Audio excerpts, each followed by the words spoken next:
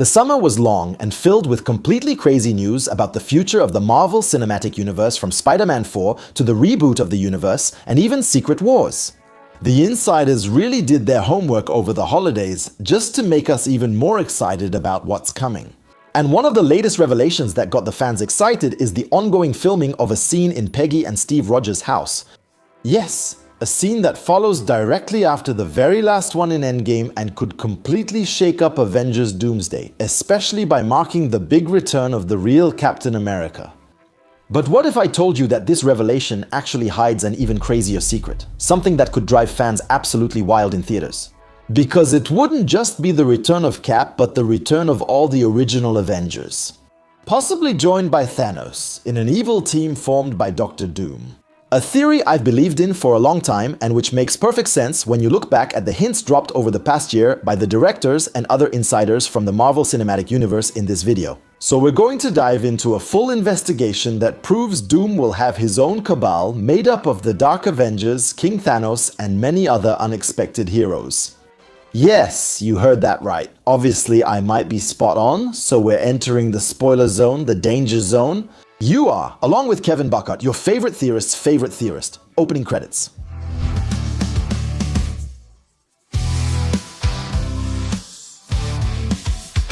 A fallen Doom. Alright, before we get started, we need to talk a bit about the basics. A little over a year ago, at Comic-Con, the Russo brothers announced that Avengers 5 Kang Dynasty was cancelled and replaced by Avengers Doomsday. And of course, that changes a lot of things. We're moving from Kang the Conqueror and his endless variants to a new big villain. Dr. Doom? Well, new more or less, because apparently Doom was always supposed to be the character who would defeat the Kangs and create Battleworld. From the remnants of the collapsed multiverse, complicated phrase, let me explain. In this first version of Avengers 5, He Who Remains, whom we discover in Loki Season 1, was supposed to be the central element of the Multiverse saga. He would have been the one to start the multiversal war, but more importantly, he would have been behind the biggest deception in the Marvel Cinematic Universe. A few months ago, in a video, I was already theorizing about it for you. The idea that the Marvel Cinematic Universe, as we've known it for 17 years, is actually just a fake universe, entirely created by He Who Remains, a manipulated universe. To make sure that this variant of Kang always stays on the throne, a theory that, if true, would call absolutely everything into question. I was actually saying that it was probably him who replaced young Tony Stark with a young Victor Von Doom, which would explain why those two have the same face. Well, it turns out that the most reliable insider in the game, Alex Perez, has more or less just confirmed this theory. According to him, one of the big twists in the Kang Dynasty was supposed to be that our heroes are living in an artificial universe, different from the one it was supposed to be. He Who Remains would have manipulated everything and deliberately banished anything that could threaten his supremacy. Other variants of Kang, of course, but also the Fantastic Four, the X-Men, Dr. Doom, the real Tony Stark, or even, why not, Norman Osborn, which would explain his absence. But with the release of the other timelines at the end of Loki Season 2, a Doom from another universe, specifically the one designated as Earth 828, the one with the Fantastic Four, would have discovered the deception. And very logically, he would have taken it a bit badly, because his destiny was precisely to be one of the central figures in the opposition to Kang, through the eternal flow of time. In this version, that Doom would have defeated Kang and taken his place, eventually becoming the main villain of Secret Wars. Even if we're skeptical that Kevin Feige wanted to sideline Kang from Quantumania, it still makes sense for Dr. Doom to be the main antagonist of Secret Wars, as in the comics. Doing it without him would be like adapting the Infinity Gauntlet. It doesn't really make sense because in the Secret Wars of 1984 and 2015, Doom is the central character, and the Russo brothers even said they would draw inspiration from both events. So yes, when you think of Secret Wars, Doom is the first image that comes to mind. So yes, Doomsday seems to be taking a very different direction, and yes, we still don't know if this artificial universe storyline will be kept, now that Kang and his actor have been set aside. But how can you ignore the stakes of Loki? How can you not use such a powerful idea? Feige said it himself. After Secret Wars, there will be a reset, and everything indicates that this new universe will be the original one, the one before the intervention of He Who Remains, a 616. Finally, complete just like in the comics, with all the heroes, all the villains, all the mutants, as if they had always been there. A reboot like the one in Crisis in the CW universe, which brought all the heroes and villains together in the same world, a twist that therefore seems inevitable. And even if Marvel decided to drop Kang after the major incident following the critical failure of Ant-Man Quantumania, that's no reason to act as if none of that ever existed. Not mentioning he who remains in a film that concludes the multiverse saga would be, at best, inconsistent at worst. A monumental mistake, since the Time Variance Authority Loki and the VOID will all be present. So we can imagine that in Kang Dynasty, Kang Prime wanted revenge because he had been replaced. So in Doomsday, we could easily replace that with Doom, who was cast aside and comes back to claim what he's owed. Basically, Victor was replaced by a Tony Stark, someone sacrificial and more easily manipulated. But why does Doom care so much about re-entering this reality, the eternal flow of time? Maybe because he was relegated to a universe where the only meta-humans are his enemies, the Fantastic Four. And maybe that's where he'll discover the true weakness of the one who remains, the need to rewrite everything, to erase every other universe to preserve the only one that guarantees his own existence. Because what if the one who remains had destroyed everything in the first place just to recreate it all? Well, potentially, he would have taken the risk of erasing his own birth and thus breaking the time loop that eternally leads him to his throne. Anyway, I admit I'm confusing you right from the start. Let's not overthink this and instead focus on the theme of this video. To accomplish his plan, Doom will have to surround himself with people who, like him, have seen their destiny sacrificed by he who remains. Beings who are ready to do anything to restore the natural order of things, more or less by potentially creating a world from scratch, like Thanos wanted to do in Endgame, like Kang wanted to do in Quantumania. And you might ask me what this has to do with the Dark Avengers. You'll understand the corruption of the Avengers. These last few days, we learned that Chris Evans filmed a scene for Avengers Doomsday in Steve and Peggy's house, the one we see at the end of Endgame. The famous and mysterious house of Luke Cage, whose blueprints we caught a glimpse of several months ago. Luke Cage, which was obviously a code name, and apparently Doctor Doom or even Loki would also be in this house. Another piece of information this time, Doom will hunt down those responsible for the incursions in the movies. Which means he's actively looking for everyone who, in one way or another, caused collisions between universes. But the real question is, why be interested in those profiles? Profiles that were normally the responsibility of the Time Variance Authority. Keep this question in mind, because it could explain everything. In Jonathan Hickman's Secret Wars in 2015, Doom rules over Battleworld. Thanks to a system of barons, each baron rules a territory for him, and together they form an ultra-political hierarchy. With betrayal, abuse of power, alliances, just like Game of Thrones. And if we combine this idea with what Alex Perez revealed, namely that Doom would have his own team in Doomsday, everything starts to make sense. This team won't just be an elite group, they would actually be the future barons of Battleworld. A pattern is emerging. Doom is both hunting those behind the incursions and recruiting his own team. Still don't see the connection? Yet it's obvious. Yes, it might seem paradoxical. Why would someone who wants to save the multiverse ally with those who put it in danger? And that's exactly where it gets interesting. Instead of eliminating them, he offers redemption. Plus, it's unlikely Chris Evans would return just for a brief cameo where he's killed off quickly like in Deadpool and Wolverine. He's coming back permanently for these two Avengers. So I think he's going to offer them to join his fight to save the multiverse, which is collapsing because of them.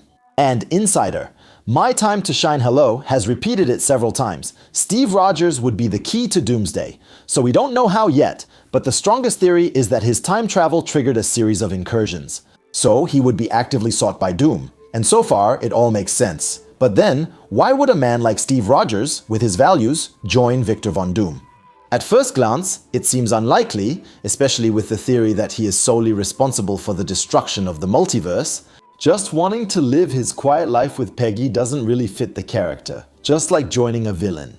But actually, not so much, because Doom's greatest strength is his intellect. He's a born manipulator. And that's actually how he's going to convince the Fantastic Four to team up with the Avengers from 616 to go face the X-Men. He pushes them to eliminate each other, leaving three of the biggest threats to his plan to neutralize each other, and that's probably also how he'll convince some heroes to join him. All the information from insiders seems to indicate that Doom will be able to travel through the multiverse, and even travel through time. Somehow, likely due to Kang's technology, which he probably acquired one way or another.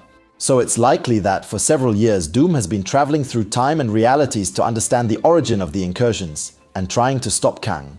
Which would explain his absence in the Fantastic Four movie. During all this time, he would have used the same methods as his enemy, the one who remains for him too. Altering history by influencing the fate of multiple Avengers variants throughout the multiverse.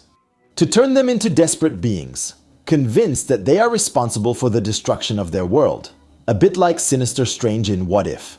And Doom could easily exploit that weakness, and it's a plan that closely resembles the one from the comic Ultimate Invasion, a comic where the evil Reed Richards appears. The Maker creates a new universe and manipulates absolutely everything in it. For example, he crushes the spider that was supposed to bite. Peter saves Tony's father, who becomes Iron Man instead of his son, and turns the Reed of this universe into a tortured Dr. Doom, a world totally manipulated by the Maker.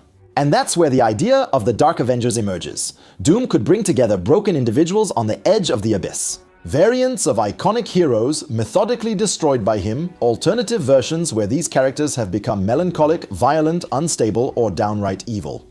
Because the logic is simple, a powerful, balanced hero with a fulfilled life would normally never join Doom.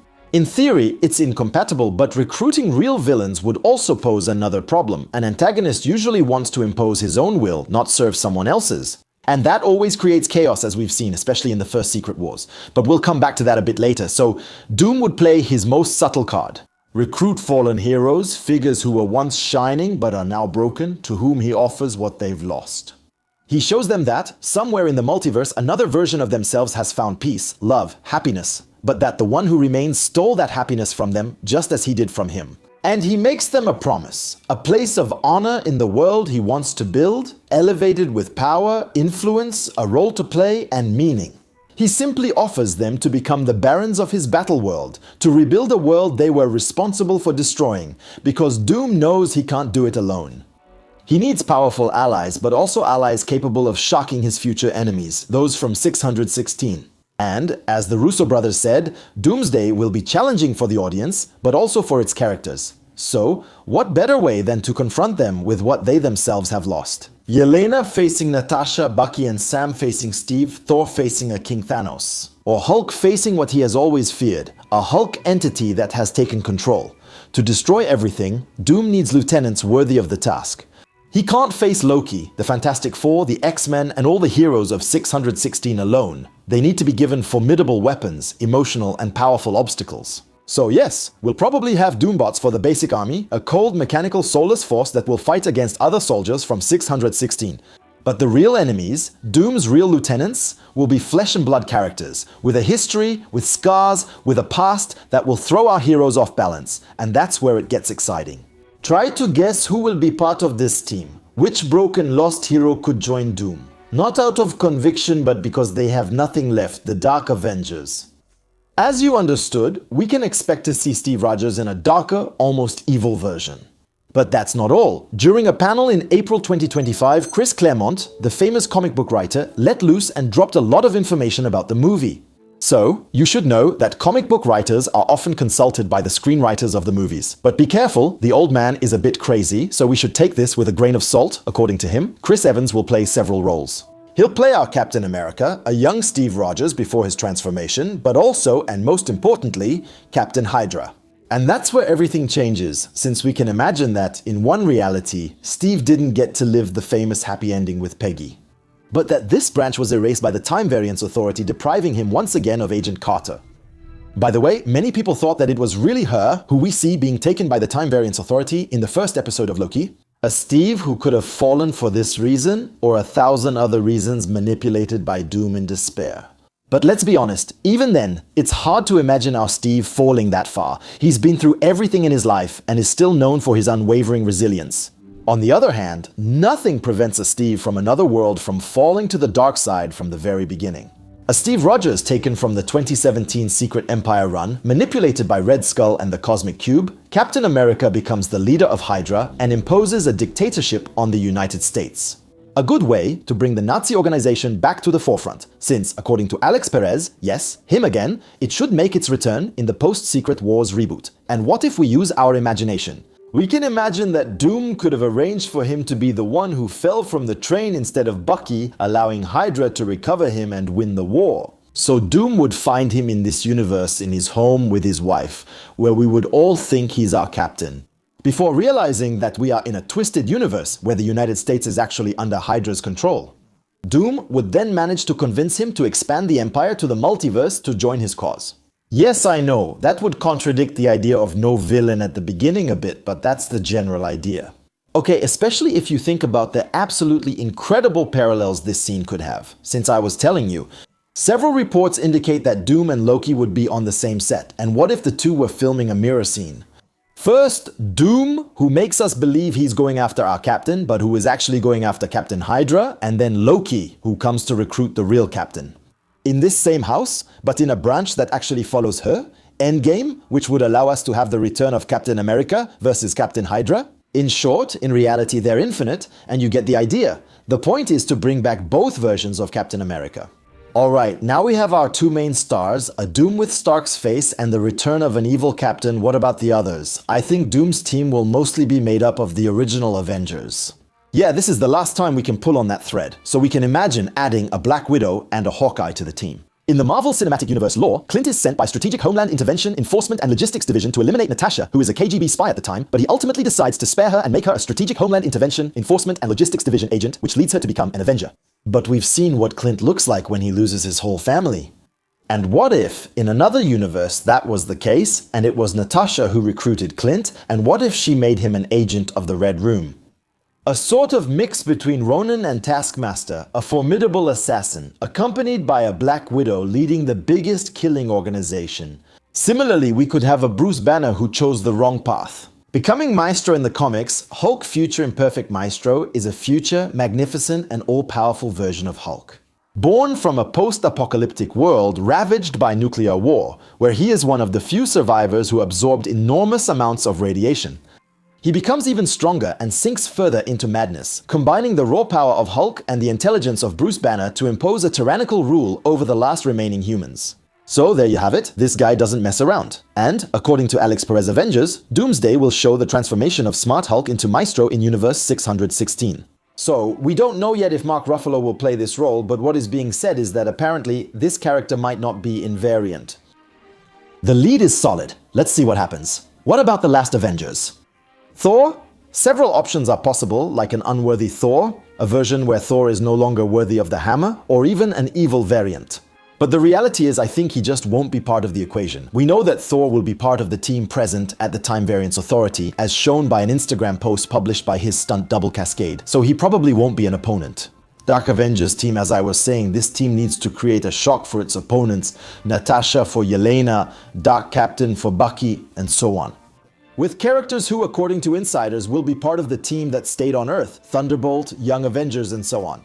But Thor, on his side, will already have enough to deal with when you think about his reunion with Loki, which explains his presence at the Time Variance Authority, because yes, I truly believe that this team of Dark Avengers will invade Earth 616. While part of the Avengers has gone to fight the X-Men, those who stayed behind will have to defend Earth 616 against possible incursions, including the one that will see this Cabal arrive. And if I use the term Cabal, it's because it refers to the comics' time runs out and secret wars. In the events leading up to the destruction of the multiverse, the Illuminati team, which tries to prevent the end of everything, eventually splits into two. Those who try to save Earth without having to destroy all the other worlds, and those who are willing to do anything to save their universe. A team called the Cabal, led by Namor, who will recruit Thanos and his Black Order to do the dirty work. And it would make sense for a Thanos variant to join this team.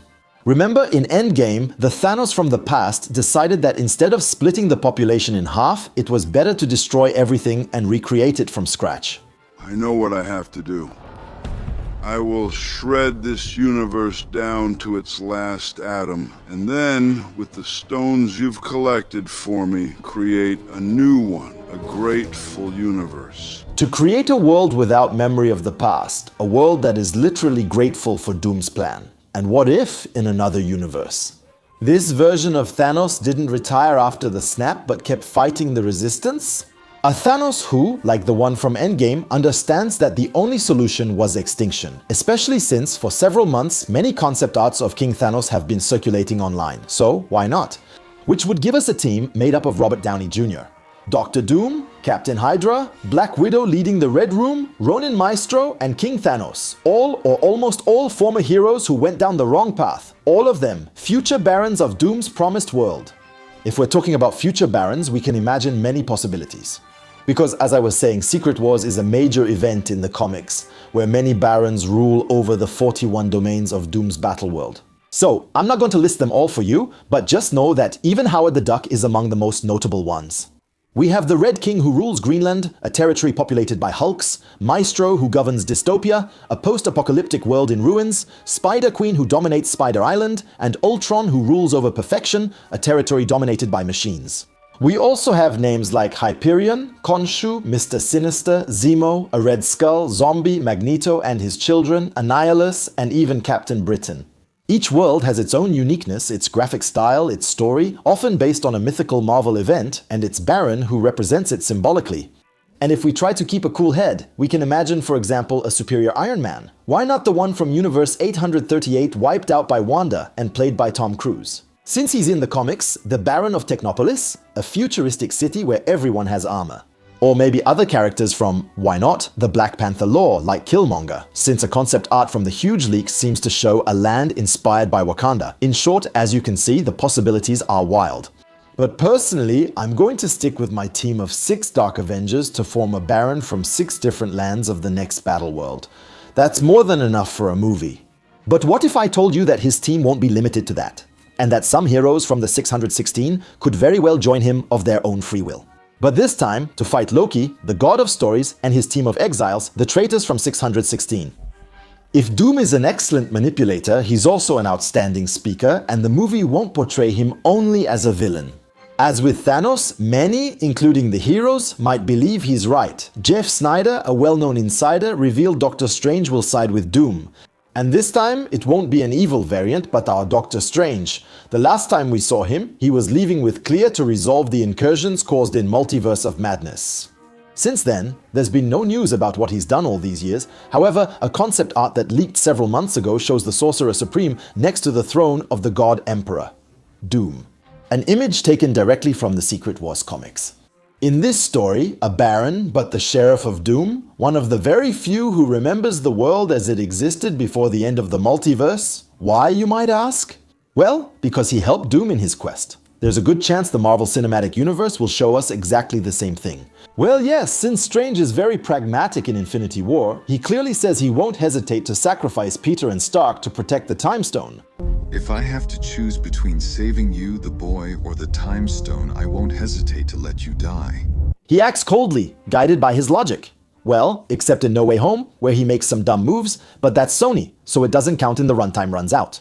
Strange leaves the Illuminati to conduct his own investigation. He then joins the Black Priests, an organization at war with a secret religion linked to the destruction of the multiverse, the Black Swan. The role of these swans is to accompany dying universes by sacrificing one of the 2 worlds to prevent both from being destroyed, their deity. Rabu Malal, a mysterious being who turns out to be Doom, a Doom who has been fighting in the shadows for decades trying to stop the bleeding, but who ends up realizing that he only made it worse. He explains to Strange that the multiverse is doomed and that the only way to save it is to destroy it in order to rebuild a single universe. From the remaining fragments, you follow Strange, pragmatic as always, who understands that this is the only solution and decides to follow him. He stays loyal to him until, well, I can't say more without spoiling it. Anyway, Alex Perez from Cosmic Circus tweeted a very interesting phrase, "Don't trust Clea," which means don't trust Clea. So there's a good chance that Clea, Dormammu's niece, is the one who leads Strange down this dark path. Because once again, Doom can't create the Battleworld alone, he doesn't have the power. I think his absence from the Fantastic Four universe has been much longer than we think. He might have founded a cult whose goal was to bring together all the conditions to carry out his plan. And Doomsday would be the culmination, the moment when everything falls into place. And Clea could very well be one of the members of this cult with the mission to recruit Strange. I'm actually convinced that the mystery movie, placed between Doomsday and Secret Wars, will focus on Strange and what he went through to get to that point. Whether it's a Doctor Strange 3 movie or even an Avengers movie, surprise, I'm telling you, I'm not letting go of this thing. Look, we have zero information about this famous movie and a huge shoot where the script keeps changing. What's to say they're not filming both movies at the same time? But Strange won't be the only one. Doom needs colossal power to accomplish his plan in the comics. It's Molecule Man who absorbs the Beyonder's powers and serves as Doom's power battery. Basically, he's the one who gives him his divine powers, and in the Marvel Cinematic Universe, there's no Molecule Man or Beyonder. For now, Doom will have to find that power elsewhere. And that's where Franklin Richards comes in. We saw it in the post-credits of the Fantastic Four, a maskless Doom visiting Franklin who doesn't seem scared.